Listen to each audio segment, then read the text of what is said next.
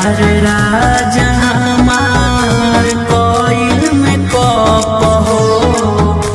कोरावा में कोसी के कदले के कप हो फाइटर हुए का हो पति राती भना बर्दाश्त करेला कोई कोई दिन रात उपवास करेला रुसी घुसी घरवा में हमारा के डांटी ले कहे हो जब ललकी कुलिया साटी ले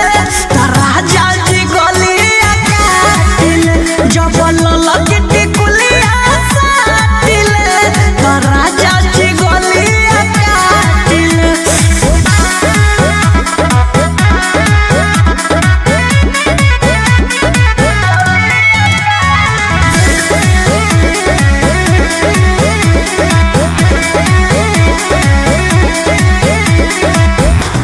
अर्जुन अजनबी